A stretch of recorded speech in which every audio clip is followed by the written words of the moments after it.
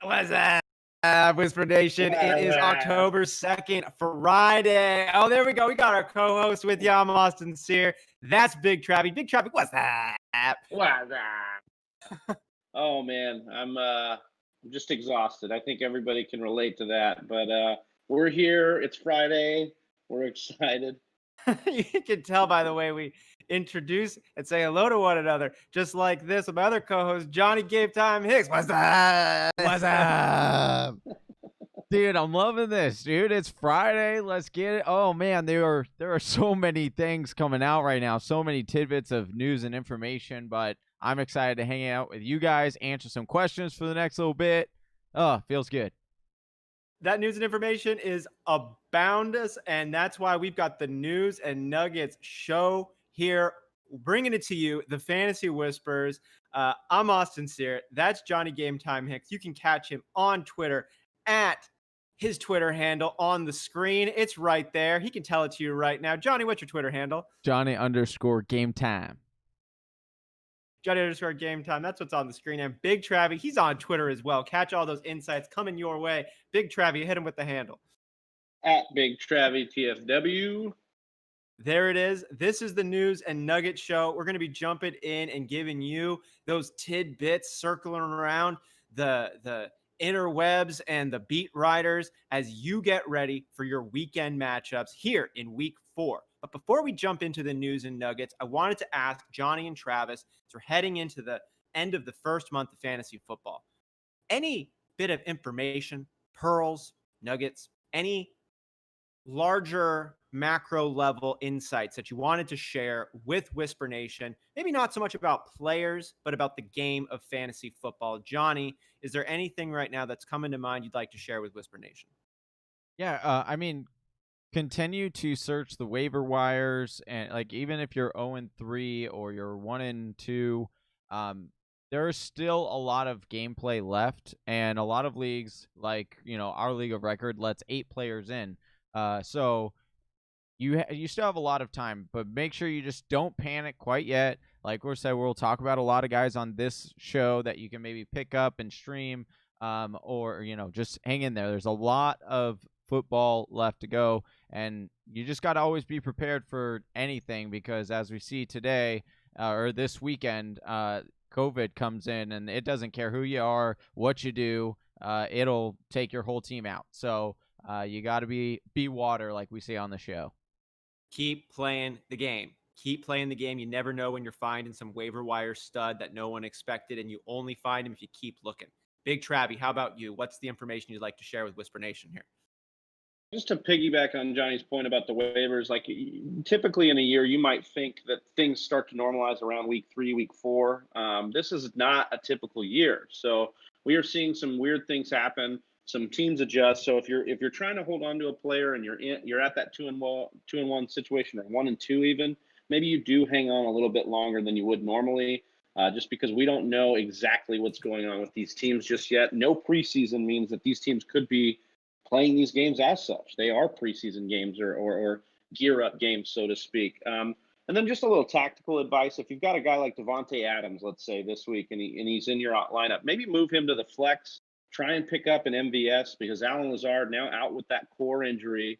If you're able to stash MVS or another Packers wide receiver like Darius Shepard even, and that way you could pivot if something happens and Davante Adams is a game time decision and doesn't go. So some things you can do to move players around based on when they play throughout the week, whether it's Thursday and you get them in the wide receiver or running back slot, or if it's Monday and you put them in that flex slot. Great point, Big Travie. And a reminder, just to double down on that, your flex slot is not for your least valuable starter. Your flex position should be for whoever is playing last in your lineup. Gives you that added flexibility, because once they play, you can't move them out in that flex spot. If anything happens, God forbid, you can fill in another player. Great piece of information.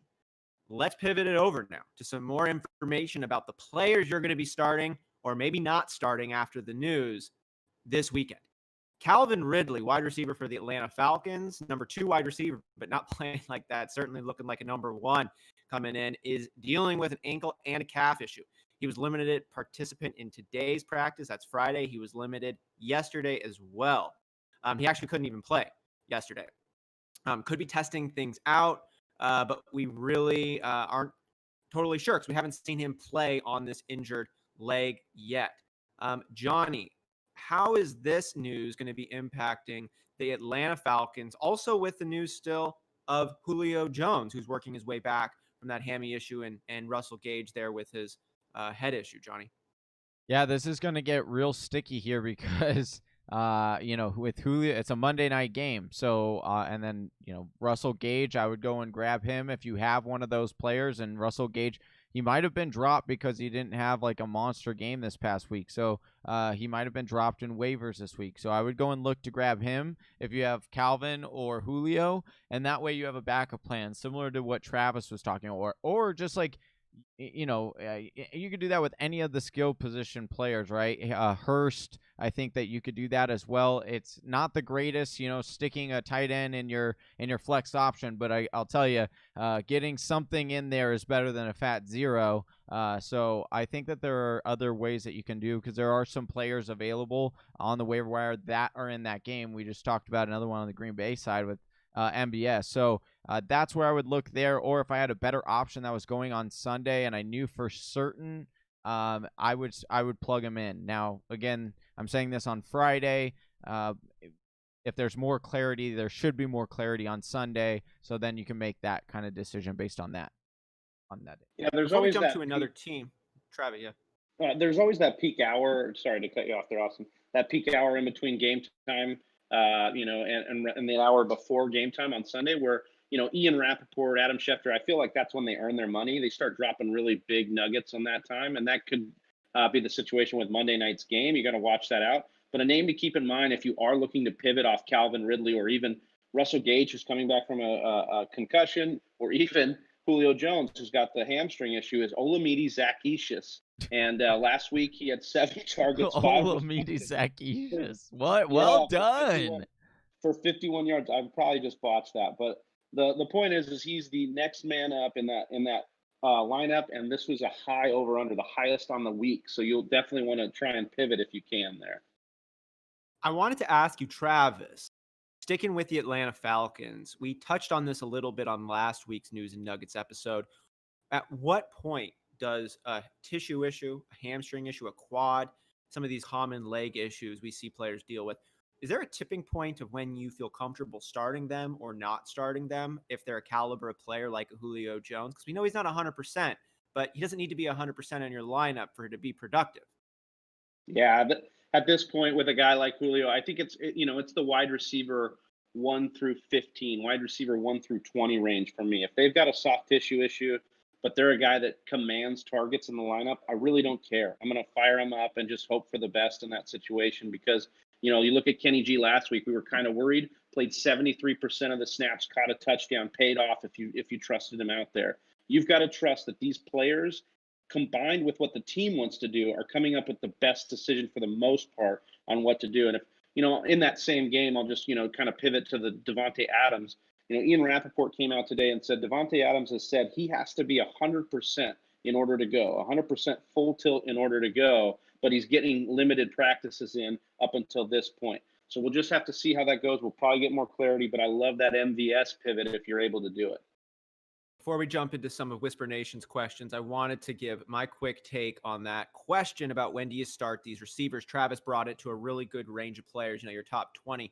For me, it's also going to depend on why is that wide receiver a top 20 type receiver. A Julio Jones, for instance, really is rocking with all of the skill sets. He's tall, he's fast, he can cut, he can jump, he's got hands. Not every receiver is going to have that ability. Some of them are going to need to rely a lot more on their ability to cut or for top burst speed. So it would depend on the skill set of the receiver if I feel comfortable rolling them out at less than 95%. A guy like Julio, though, because of all those things mentioned, if he's starting, it's going to be really, really hard for me to not start him along with it. But I wanted to bring in Whisper Nation into the conversation. Everybody who's joining us, thanks for having your Friday afternoons with us. We do appreciate it. Love having you here. Samuel Rojas asks, do I start Jefferson or Shark? I think he's talking about Justin Jefferson with the Minnesota Vikings or DJ Shark with the Jacksonville Jaguars. This is contingent on D-Hop playing on Sunday as well. Johnny, Justin Jefferson or DJ Shark? Who do you like this weekend? Well, DJ Chark has been in practice. He had a chest X-ray or I don't know. He got checked up on Monday about a chest injury, which didn't look good. But then he got cleared of that. Everything looked good, and he's practiced. So it looks like he's going to give it a go. The coach came out and said he looks good and he feels confident that Chark will go out there. And we saw what this offense lacked without Chark. So I think that if you have Chark, you're rolling him out there. Jefferson had a very nice game last week, and I definitely think he's someone that is a nice asset to have on your roster right now. But I want to see it again before I fully entrust putting that in your lineup. I'm not saying that he can't explode this weekend. He has a nice matchup, but I just think that Chark also has a pretty good matchup. Even though on paper Cincinnati might not look like the best matchup because of analytics, but they haven't really faced any major wide receiver ones to this point. So I would go with Chark in this case. You agree, Travis? Yeah, for the most part, I do agree with this. I like Jefferson. I think he's a good season-long ad. He made it into the waiver wire column this week. And based on what Minnesota showed us, you're going to want pieces of Jefferson in the leagues that you play in because their defense is so porous. They're going to be in a lot of games where they're going to need to throw a lot more. So I do like Jefferson season long. But if Shark's back without the injury designation, we have at least seen that Shark has that chemistry built over the long haul with Gardner Minshew. And we just only have seen one game of it so far with Justin Jefferson, albeit a really nice game. Yeah, I'm curious to see how he responds after that incredible performance last week. We're moving over to the Philadelphia Eagles, who are real depleted at the wide receiver position. They're not going to be getting any stronger. Alshon Jeffrey is not in this weekend. J.J. Arcega-Whiteside, he's doubtful with a calf issue. Deshaun Jackson, he's out with a hamstring. We also know Goddard is out. That's going to have Zach Ertz. And last year's end of season, take it home for you, Greg Ward, who is on my Dynasty team, running the show for them for the most part. Travi, what are you looking at or what are you expecting here from the Philadelphia Eagles week 4? Yeah, I really think it's going to be the Zach Ertz and Miles Sanders show for the most part. I know Ward's in there, but, I wrote in the matchup column this week that instead of throwing to an injury Ward is what it looks like, they're throwing to Greg Ward here. And that's basically what's going on. He's the number one wide receiver. Dude, so that's cold-blooded, dude. It's definitely really bad over there for Philly. And this, even with Sherman out, this San Francisco defense has been really good against the wide receiver and against the passing offenses that it's faced. It gets a lot of pressure still, even without Nick Bosa. And, Austin, when we did the matchup show, you pointed out, like, Philly is getting ravaged on offense, on their offensive line, and allowing, a lot of pressure here. So I tend to lean away from anybody not named Zach Ertz or Miles Sanders this week for Philly. Anything to add on that one, Johnny? We're covering a lot of positions with the Philadelphia Eagles in terms of their news and Nuggets injury situation. I mean, if you need a dart throw, I don't think Ward. I mean, lining up as the wide receiver one is nice for a team that looks like they're going to be behind. Well, he'll actually be in the slot. He'll be mostly in the slot there. Well, yeah, but they also in practice they actually Ward lined up as the one in practice. So in the public part of practice anyway. So I'm not saying you're confident, it's like it's the Tim Patrick call, it's like, yeah, if you need, I understand there's some pretty bad stuff going on. And like, I've seen some pretty ravished rosters. So in a dart, like deep dart throw, I could see it, but otherwise Travis is right. You there? There we go. Oh. Yeah, we had you cutting out a little bit on us game time, but sorry, I was cutting. There we go. Well, it's coming through right now. Okay. Technology, gotta love it. Right? I think. Let's see. I'm holding out a little bit for Greg Ward. I think that Greg Ward could be 8 for 11 last week, 70 yards and a touchdown. He's going to need a touchdown to be impressive, but we'll see. Carson Wentz hasn't been great, and neither has that team. But I agree with Travis and Johnny on these points. Moving forward here, we've got another set of injuries for the New Orleans Saints. We know that Michael Thomas has been dealing with a high ankle sprain. There was some talks about him coming back early. We know he's been battling hard. He's going to be out this week. Jared Cook is also out this week, week 4, with a groin injury. Johnny, right now, who is going to be catching passes from Drew Brees? Alvin Kamara.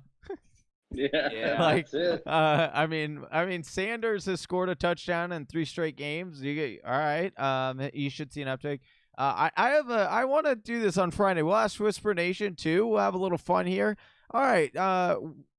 Ward, I'll tell you this. Who would you rather have this weekend? And a dart throw, you have to throw him in your flex. Would you rather have Ward for Philadelphia, or would you rather have Traquan Smith, where he, had a really good week 2 and then majorly disappointed last week? But now, I mean, you're talking about who should see an uptick in targets. In theory, he should as well. Where would you go? Who would you put your bet on? Would you go with Ward for Philadelphia, or would you go Traquan Smith of New Orleans? And Whisper Nation, feel free to comment on this as well. I think I would pass on both and go with Emmanuel No, you Sanders, can't. No, you can't do that. You got to go one or the other. If we're not allowed to do that, I'd probably go Traquan Smith. I just trust the line in New Orleans better. I trust this to be a higher scoring game. I trust the competition of the opponent to push the game in a nice game script. So yeah, Traquan Smith would be my answer here over Greg Ward. But here's the most important thing here is to reach out to whoever in your league is playing against Alvin Kamara this week, and just give them thoughts and prayers, and maybe give them a hug if you can. It's going to be a long day for whoever plays against Alvin Kamara this week, going up against Detroit. And my gosh. No pass catchers. He legit could get 50. He could probably drop 50. It's going to be rough. I don't think I've ever seen a player be the main vein for a team the way that Alvin Kamara is, especially when it's a guy who's not touching the ball 35 times. It's like they take a bunch of plays just to set up Alvin Kamara on like every 6 or 7 plays. And it's like, this is all we're going to do is set the game up for Kamara. It's not even that. It's like they actually have explosive plays set up, but Drew Brees does not throw it deep. Like, there's been so many plays, like even on that Kamara, even the Kamara like pass where he dumped it off, there was a wide open shot down the field, but he just is not confident in his arm. So as a result, it all goes to Kamara. So it's just like, yeah, wild. He's gonna win a lot of people fantasy championships this year. A low yards per attempt from Drew Brees is good news for Alvin Kamara. Michael Thomas, too, the way he plays football when he comes back. So that's going to happen. And Drew Brees' performance, I would not be concerned about diminishing Michael Thomas's production. Moving over to the Houston Texans, where Duke Johnson, the backup to David Johnson, is finally cleared to play again. He'll be out on the field. First time since week 1. We've also got, well, let's stick with this. We're going to jump into the wide receiver positions here in a second. But Johnny, with the Houston Texans running back situation, Duke Johnson's back. Is this going to have any impact on David Johnson? And how do you see the running game working out this week? No, not really. I mean, they'll use Duke to spell David just like they have been. But you're still firing up David Johnson. Be just as confident as you were before. This is an awesome matchup for him. Travis, I want to talk to you about Will Fuller, who's removed from the injury lineup. He's back. But for me, at least, he wasn't even on the injury report during that mysterious disappearing act 2 weeks ago, where he wasn't even targeted in the second half. And then they had these strange comments about him just needing to get right. But we're like, get right from what? And now he's not on the injury report. How are you feeling about Will Fuller? And then also the other pass catchers, Kenny Stills, Brandon Cooks. You got a lot of other guys over there that are kind of being slept on.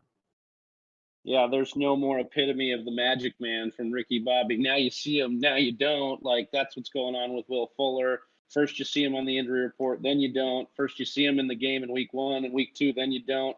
See him again in week 3.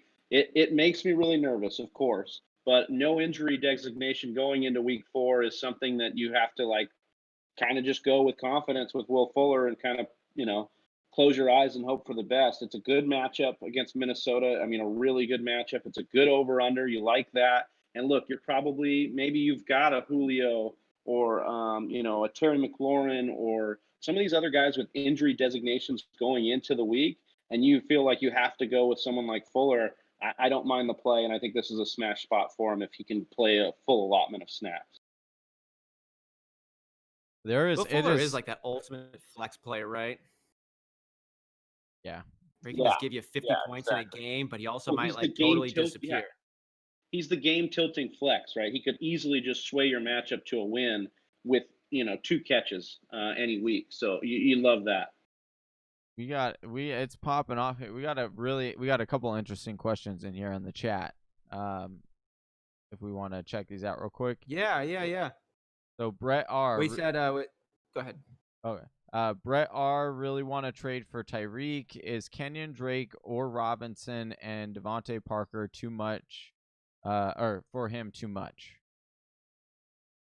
So I believe all 3 of those is way too much. I kind of answered in the chat here, but I would like to pair James Robinson with Parker to get Tyreek. I think that's fine. You can kind of sell a little bit higher on Robinson. I know Devontae Parker's seeing good volume, but we're talking about Tyreek Hill here on the best offense in the league. And then you get to keep Kenyon Drake, who I believe is a buy low candidate right now, just based on the carries he's getting. I would just say it's hard for me. And, I'm a fan of Devontae Parker this year. I think it's a really bad time to trade Devontae Parker because his hamstring is the most healthy it's been all season right now. He's had really tough matchups coming in throughout the season, going up against Stephon Gilmore and other talented defenses, and he's still been getting the market share from the wide receiver position. He's had 10 days now to heal. They played on Thursday night. I think he's in a really, really good position this week, and you'd like to see him go off one more time before you go ahead and put him on the table. So that's my only comment on Devontae Parker. I think it's just a really inopportune time right now to trade him. But other than that, I would agree definitely with Travis there, and especially on the Kenyon Drake. Johnny, what other questions do we have in here from Whisper Nation? Got one here. Icy Trent. I got Stafford and Golladay starting week 4. Yes, that's a good stack right there. I think he's just bragging about his stack. I like his stack there too. Yeah, Hyun Woo Jiang says, "What do you think about trading away Hunt and receiving David Johnson?" I'm a big fan of that deal. I think that's a good deal because of the volume that David Johnson is seeing. The schedule has been so brutal for David Johnson to start this year. It's about to open up for them. And I think, I love Kareem Hunt's upside, but he's got the groin issue now, and he's still just a 1B back. He's not a bell cow back for his offense like David Johnson is. David Johnson hasn't had the opportunity yet because the opponent's to flex. Yeah, but I think this is a lot. Here's what I'll say. With the injury to Hunt, it does make this a little bit more skewed in David Johnson's favor. But I'll tell you what, before, if you had asked us this last Monday, I think that this is a pretty even trade. I don't think any side should come away feeling discouraged because Kareem Hunt is most likely, well, we'll see how long he's out. It is concerning that they called up a practice squad guy on Wednesday. Yeah. But let's say he just misses 1 week, even just him missing 1 week, he's still going to probably be a top 12 running back, and David Johnson is probably going to still be a top 12 running back. So it's just all preference on what, and one could argue if anything did happen to Chubb, then I would say that then you're looking at Hunt being top 3 every week, where I don't know if David Johnson can get top 3. That's just what that's actually a great point. I think it's very close. I think both sides should be very happy because they're both fun. Yeah. So that's just what I'll say. I had said on our show last week that volume is key, but explosive volume is really what you want. And Kareem Hunt doesn't have as much volume, but he sure as heck is real explosive. And I love that point you brought in there, Johnny, of his ceiling actually has room to grow. And you're ranking Hunt as kind of that top 12 back with Chubb still in the picture. If Chubb's out of the picture, then that's putting him as a top 5. Right? Right. He's a really, really good running back. Then as for David Johnson, we're just expecting David Johnson to get better because the defense he's about to play are going to get worse. Right. So that's a great point. Moving forward with the news and nuggets here, we'll jump into the questions here after we talk a little bit about the Tampa Bay Buccaneers and Scotty Miller, along with Chris Godwin and their pass catching options for Tom Brady. Scotty Miller, wide receiver, he's questionable for week 4. He's got a hip and a groin issue, but he was a full participant at the team's Friday practice. It looks a lot like he's going to play against Los Angeles. Didn't capitalize on his opportunity last time with Chris Godwin out. But again, Godwin is going to be out. How are you feeling right now about Scotty Miller, Travis, as well as Tom Brady and the Tampa Bay Bucks offense? We'll talk about the backfield situation in just a second. I'm going to pitch that one to Johnny, but the wide receivers, Travis. Yeah, I mean, I would be interested mostly in actually the tight ends. I think OJ Howard's a fine play this week. I think that Gronk could even get some work here, and then of course, like it's Mike Evans. It's the Mike Evans show for me this week. But I think with what you're dealing with over with the Chargers, like they're pretty banged up all across the board. So Tampa Bay should have their way, and then really lean on the run by the time this game gets going, because they're just going to be able to. I think they're favored by more than a touchdown in this one, if not right around there. So just really a fan of the Tampa Bay running game and Mike Evans at this point. I don't know how much is going to be there on the bone in the game that they should control. Yeah. Johnny, how about from the halfback position where Leonard Fournette has been ruled out? Is this a lock and load Ronald Jones, get him going for you, or anything else to be aware of?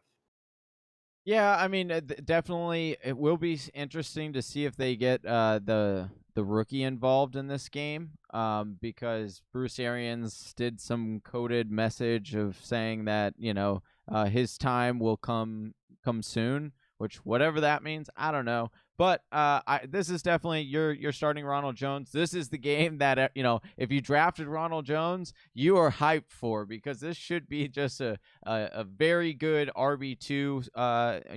And he even has RB1 upside this week, I think. So yeah, be excited about Ronald Jones, but also be sweating a little bit of bullets, because if he doesn't perform, then that's concerning. But you're starting him. Brian Thomas asked, would you consider benching Chris Carson in fear of his decreased workload based on blowout and or injury concerns? He's got Zeke and could bench Carson for Antonio Gibson, Jeff Wilson Jr., or a corpse of Devontae Freeman. Travi, I saw you answer again there. That's right. Wait. I am going to get a replay of Travis's face as he went through processing what you were saying. It was the greatest moment. If you just saw what Big Travi's face was, it was great. The corpse, dude. I'm just feeling it. I'm a little goofy today on Friday, and Whisper Nation's got me rolling on some of these man, jokes. that was great. That's good stuff. The corpse of Devonta Freeman. That's great. I think for me, Austin, on this one, it's really simple. If Carson gives it a go, that means both he and Pete Carroll are on the same page that he's ready to go. And I don't know how in that offense that's going to push the ball all over the field and have Carson maybe in there on the red zone falling in for a couple touchdowns isn't in your lineup over all those guys who are either in timeshares or on a bad team in a bad matchup. So next up, if you're really nervous about it and you want a pick out of those backs that he mentioned, it's Jeff Wilson Jr. for me. San Fran favored by a touchdown. We've seen Wilson get used in the red zone. But the thing was, McKinnon was also used in the red zone last week against the Giants, and he practiced in full this week. So once again, it's a timeshare in that situation. So don't think that you're not getting decreased workload with any of the backs he mentioned there. So if you're getting decreased workload across the board on all backs, why not go with Chris Carson? Anything else to offer on that, Johnny? No, I think that Travis summed it up pretty well. I would, Jeff Wilson, because it's official that Raheem Mostert and Jimmy Garoppolo are both ruled out. So, I think that I would, if I'm questioning anything, I would go with Jeff Wilson. But Pete Carroll also came out and said that Carson did fine this week and had a good solid week, quote unquote, of practice after injuring his knee. He said they'll go all the way up to game day to make sure that he's good to go. But he looked good. So it's looking like he's going to give it a go. And I understand like the whole like blowout thing, but Chris Carson could still get, like, it's not out of the realm of possibility that he gets the goal line work or he gets, a receiving touchdown. I would just say that Jeff Wilson did really well from a numbers perspective for your fantasy output, but he did have 2 touchdowns, and he didn't rush the ball a ton. It looks like I would take Jerick McKinnon over Wilson, even though Wilson had more points. I'm just not banking on him getting 2 tutties every game. I think George Kittle's going to have something to say about that this week too. A couple more questions. The corpse, man. I love that. And I'm That was somebody who's got hilarious. Devontae Freeman. Oh my God, it's so true. We talk about volume, explosive volume. Freeman has no explosion.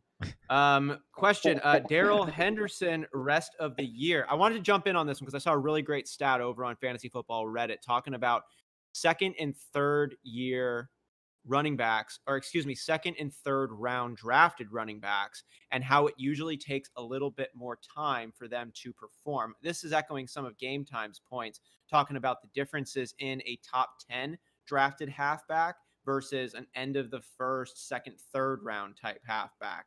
You know, if you're taking a Zeke, if you're taking a Saquon Barkley, hell, if you're team taking a Leonard Fournette as rookie year, those guys come in and they make big splashes right away. But when you have a guy who's a good back but was taken in the second or third round, historically speaking, they're going to need a season, and it's they're going to improve a lot, and they're going to be productive after that first year. So Daryl Henderson is in his second year. I know his rookie year was disappointing, but he's got all the opportunity. He's making the most of it. I think Cam Akers comes back and does all right, but at this point, Cam Akers is falling into that camp of being that second, third round drafted halfback. Probably going to have a better year next year. Malcolm Brown is a really good number 2 for them. I think that's what it's going to be. And I believe that Daryl Henderson moving forward the rest of the year is going to be that lead halfback. And whoever picked him up in your league is a lucky fantasy manager. I kind of disagree with that. I actually think that when Akers comes back, they want this to be a thunder and lightning, like San Francisco. And Akers. I mean, he said that, Johnny. McVay did say that this offseason, but all of his actions have always showed us that he does one guy. Right. And Henderson is now probably exceeding expectations than what they thought when they drafted Akers. So I understand what you think, but I think Henderson actually has a great outlook for rest of season. And but I get what you're saying. Like you're definitely going to temper expectations when Akers comes back.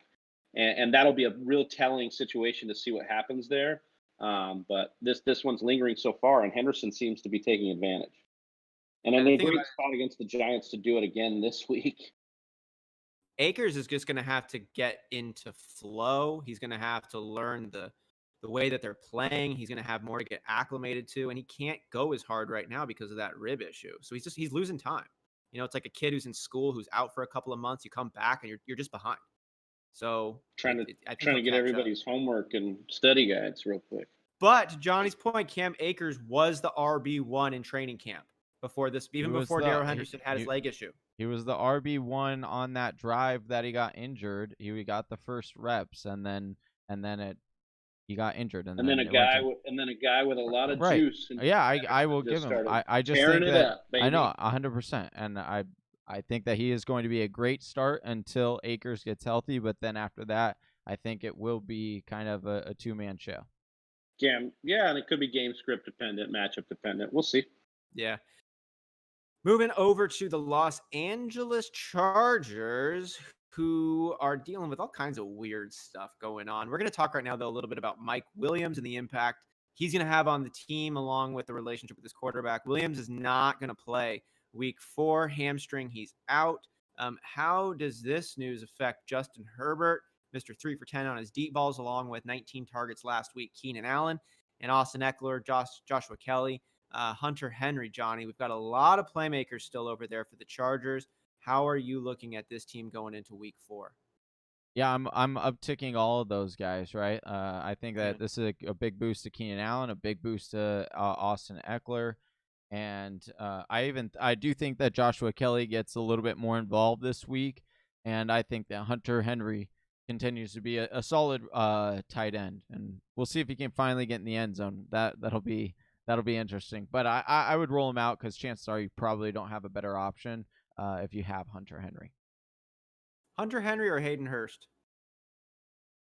I would roll with Hunter Henry. Actually, Hurst might be like the only guy to throw to. Matchup, yeah, that's tough. You might just be going off a name value if you go with Henry. But I do like, especially in this matchup, like Tampa Bay is probably going to be the toughest defense so far that Herbert's faced. And usually when a rookie has that situation, he's going to his safety blanket. So in a PPR format, I really like Hunter Henry here.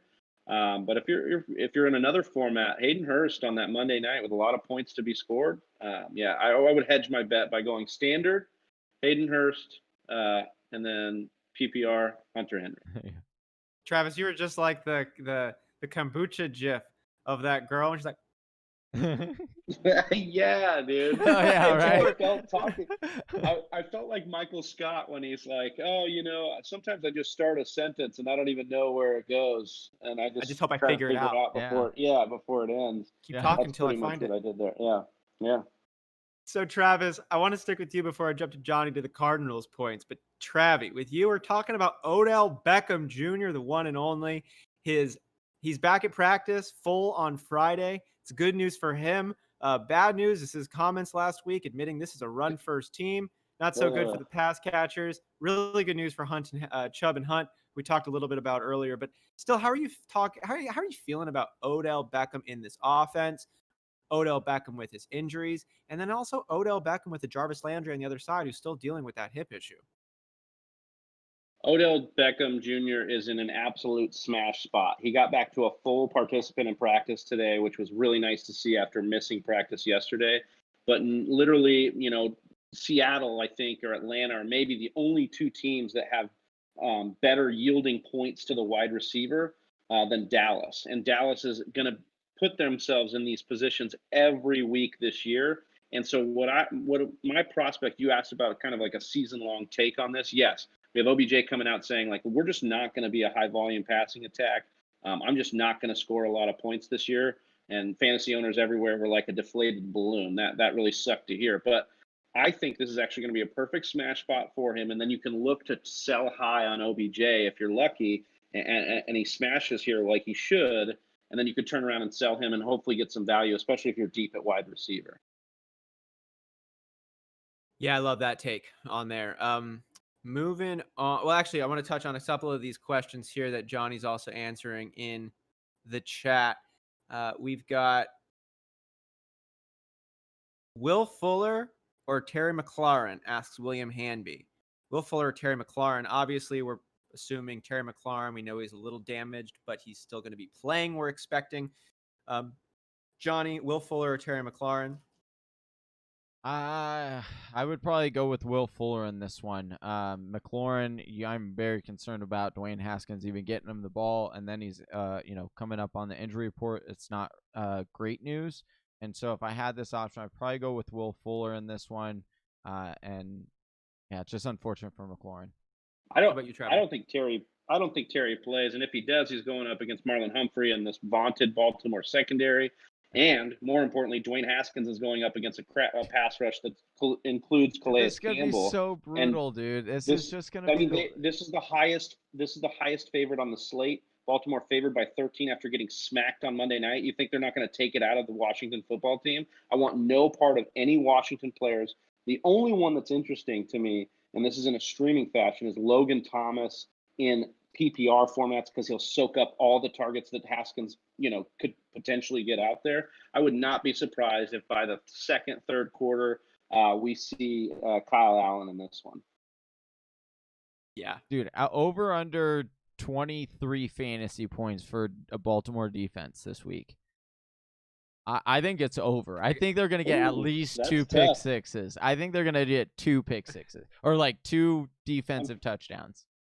That's such a fatty number. I gotta say under. Yeah, I know. I'm contrarian. I'm gonna say exactly. It's gonna push. We're gonna get 23 exactly. I go under, but I'm not surprised. I know we got a couple. Under is probably the bet.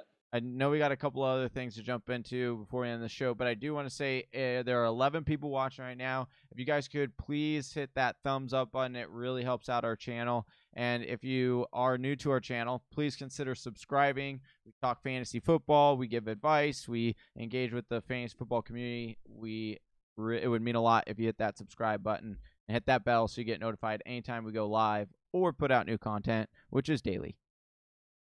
Sorry, I had to get that in there.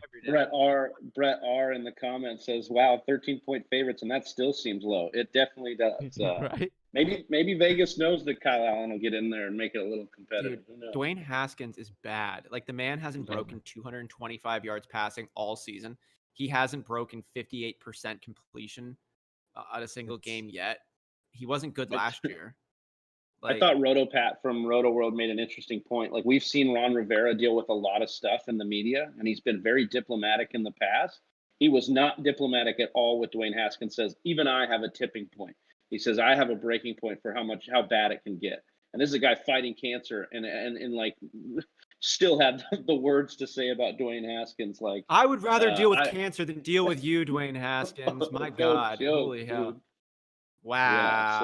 so Moving forward to the Arizona Cardinals, Johnny, where Christian Kirk, his groin's making him a game time decision. Deandre Hopkins, his ankle is making him a game time decision. You had a great call on Andy Isabella popping off last week, and lo and behold, the man did. How are you feeling this week, though? We get a lot of questions about Kenyon Drake. DeAndre Hopkins is freaking insane this year. I love it. Christian Kirk's an absolute disappointment. I think I actually might win my bet with was it with Reed Tyler or somebody in the mock draft marathon? I bet him $50 that Rashad Perriman was going to beat Christian Kirk this year. Rashad Perriman's not even playing, and I still might win that bet. So, how are you feeling though, Johnny, about the Arizona Cardinals? All this hot offense, but these depleted pass catchers. I ultimately do think DeAndre Hopkins gives it a go. I think that he has only ever missed two games. And the way that, Keim was on the radio this morning in Arizona, and the way that he talked about it, he did not seem very concerned at all. He said, we're going to leave this up to Hopkins. He knows his body more than anybody. We've been managing it all week. So I believe he does give it a go. I think he'll be somewhat limited, but it's D-Hop. You're always going to throw him out there because it's D-Hop. Last week I called the Isabella thing. I'm going to double down here, but I'm going to go Larry Fitzgerald. I think that Larry Fitzgerald quietly, if you're talking about those, Jordan Ward dart throws, you're talking about the Traquan Smith dart throws. I think that they get Larry Fitzgerald heavily involved in this game. I think he sees quite a few targets.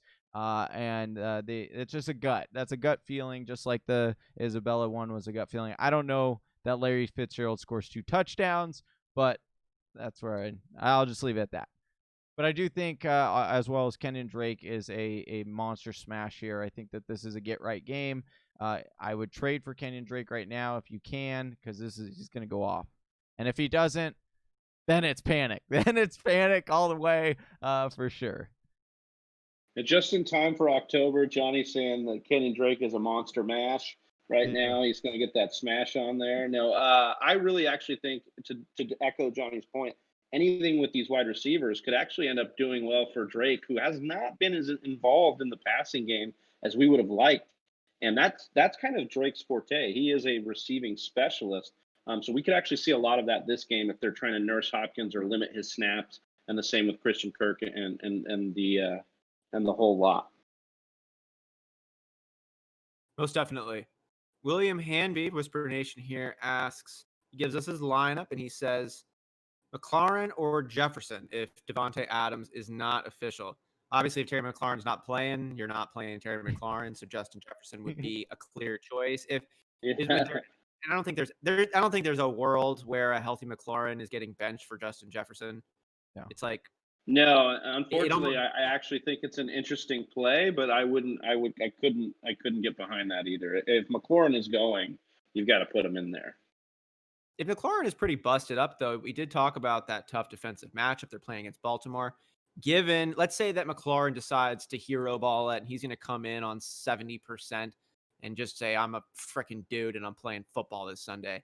And Justin Jefferson's like, I literally feel great and I'm about to do what I did again last week. That's what he's saying, not necessarily what he's doing. Would that make an impact? Is there a world where you would start Jefferson over Mclaren? Yeah, that's a perfect world. I'm definitely starting Jefferson. Yeah, if I knew that he was going to get 70%, yeah, for sure. Yeah. That's tough. I mean, I think sometimes you get burned by saying playing your studs, but most of the time when you get a little cute, you get burned that way too. So I would actually kind of roll with McLaurin here and just know what you know is if that ball's getting moved by Washington, which we don't agree it will a lot, but if it does, it's getting moved through Terry McLaurin. Couple of more points to jump in here on the News and Nuggets episode before we call it an afternoon. John Brown with the Buffalo Bills. He was removed from the team's injury report today. First couple of weeks into the season, Brown totaled 16 targets, before he came up limp against the Rams. He's returning to the field right now this weekend, and the Raiders are expected to be without first-round cornerback Damon Arnett.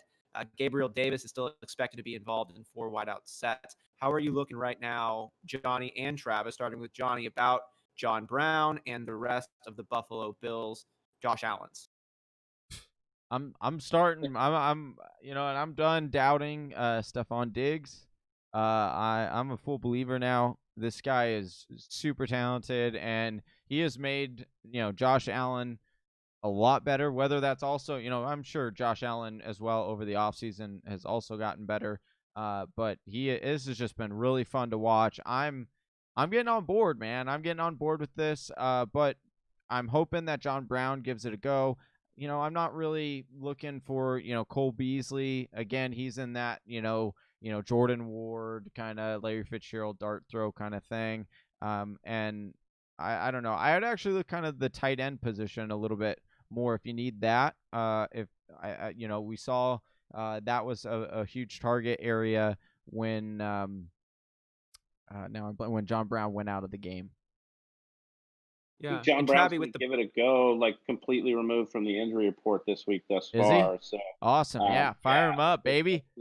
Yeah, so I love John Brown. I love what Brian Daboll, the offensive coordinator for the Buffalo Bills, is doing with Josh Allen this year. A lot of 4 wide sets, a lot of trusting Josh Allen, not letting him throw as deep down the field and getting him intermediate guys. I mean, what Stephon Diggs has done for this offense is really why you look at Josh Allen as a MVP candidate right now. Because of the dynamic he can put there. And I think both him and John Brown getting around 18% target market share is a beautiful thing. You love to see it. And the Raiders haven't stopped a nosebleed this year on offense, so you really like that situation as well. One of the decently high over-unders, and it's projected to be close, which means Buffalo hopefully won't get out to a large lead and then just rely on the run here. And Travis, speaking of that run, Zach Moss is questionable this week 4 with a toe. He returned to practice midweek, still limited, and Devin Singletary's been playing really well. But do you have any impact from Zach Moss on the running game situation this week? Yeah, as the official TFW Zach Moss truther here, I have to say that I could be officially wrong on Zach Moss this year. I think most of what Zach Moss may end up doing this year is taking away from a guy like Devin Singletary. But the big calling card for Zach Moss is that he would be in the red zone here. Well, let's not kid ourselves that the running back in the red zone for the Buffalo Bills is Josh Allen. It's not Zach Moss. It's not Devin Singletary. It's Josh Allen. And so for me, I don't see a ton of upside with Zach Moss. Now on Devin Singletary's side, had a nice finish last week, RB20.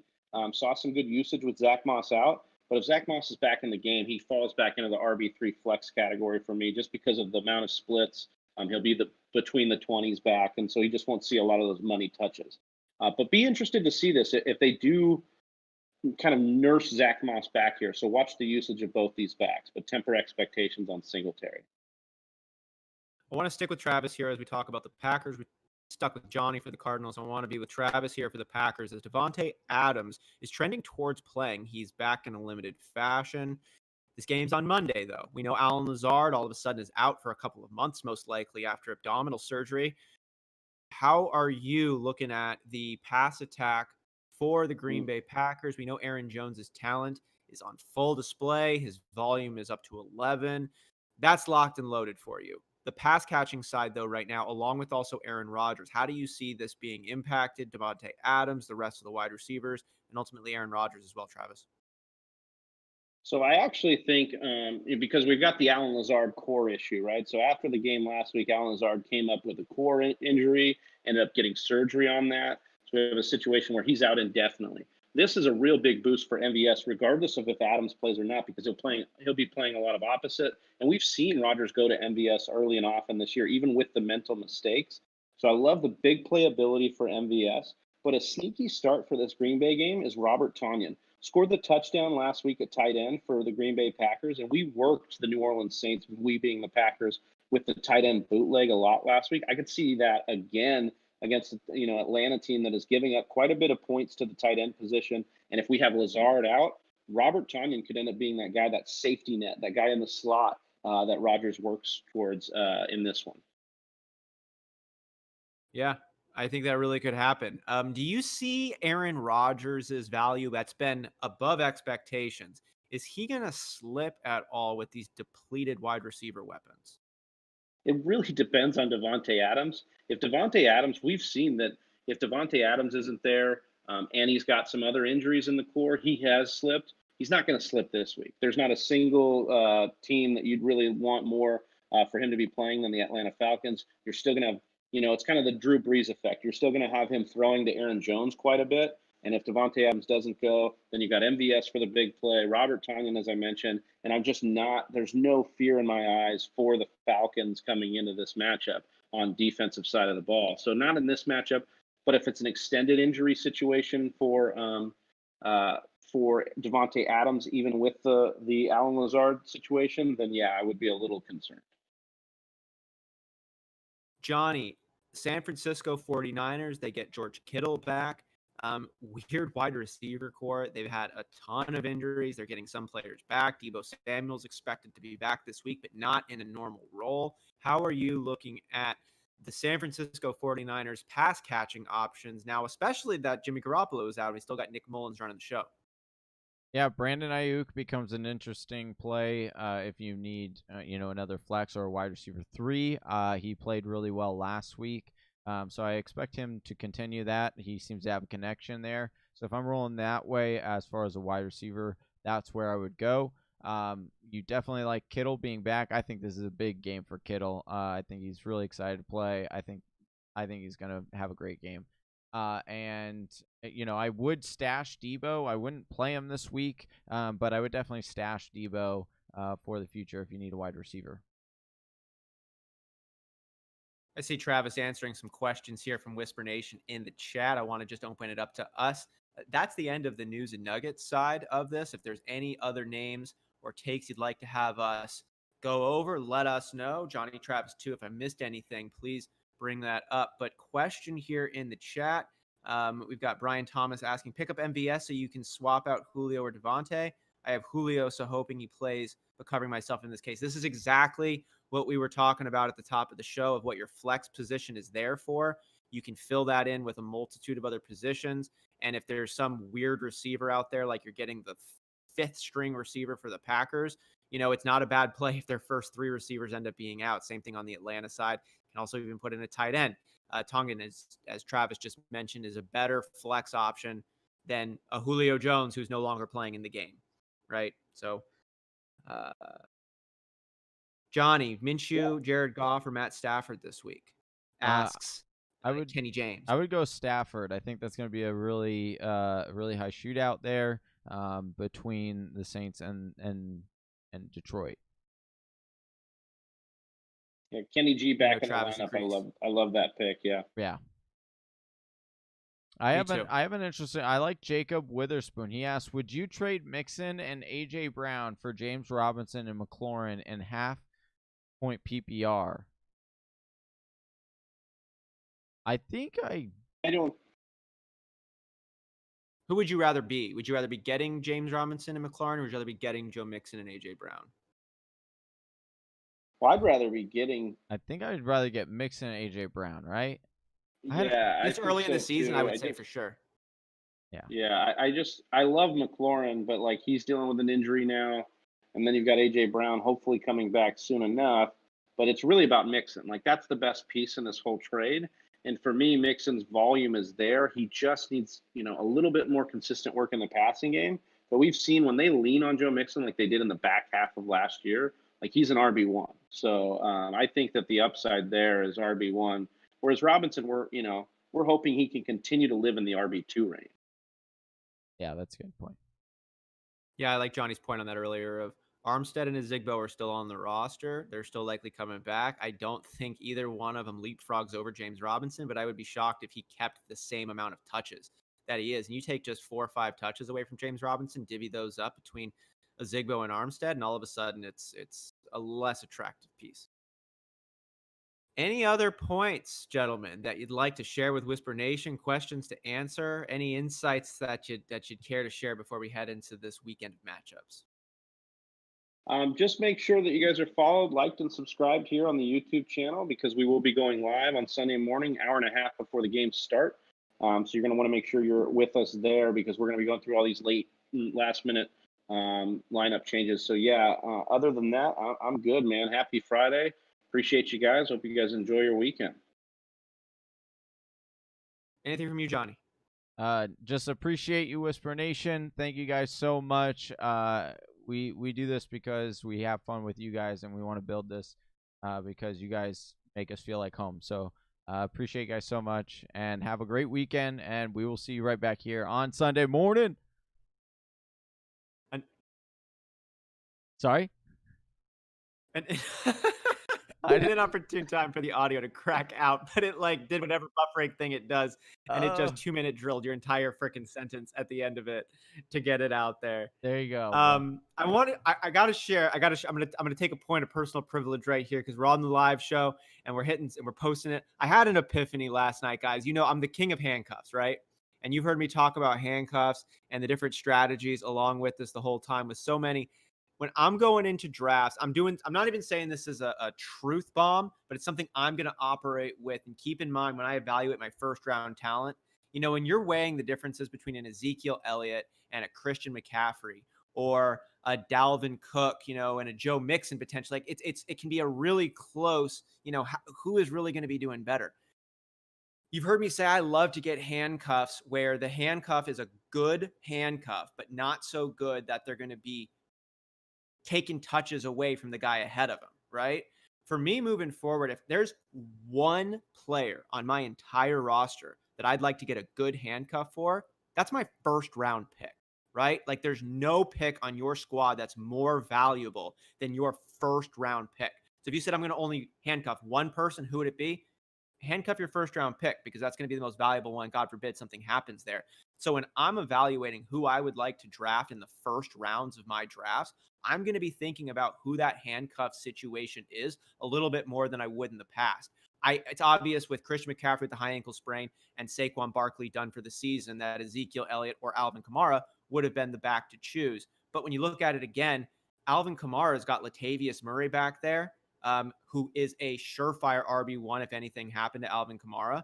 And then Tony Pollard, surefire RB1 if anything happened to Zeke. But we didn't have that answer for Christian McCaffrey or for Saquon Barkley. Saquon Barkley was running behind that awful line, and then it was Dion Lewis or Wayne Gallman, and now it's Devontae Freeman, all these question marks. So for me moving forward, if I know a system is great, a line is great, the handcuff behind that stud is legit, I'm going to give them a boost for those first-round picks moving forward. And that was the note I wrote down in my secret fantasy journal last night that I'm going to incorporate to future drafts. So I just wanted to leave Whisper Nation. Secret journal, dude. I'm gonna flip and go over to the house and snag that journal, dude. I'm trying to get that advantage, dude. I appreciate that perspective, and I think it's important to note that, you know, for most of the offseason, we thought it was probably maybe Reggie Bonifant that was the handcuff for Christian McCaffrey. You know, and it's just these ambiguous situations that we don't really know. We know it's Tony Pollard. We know it's Latavius Murray in the case of Ezekiel Elliott and Alvin Kamara. So I thought that was a great point. And a way to bring us home. Really appreciate that, Austin. For Austin Sear, for Johnny Game Time Hicks, I'm Big Travie. We're the Fantasy Whisperers. Happy Friday. Peace. Peace.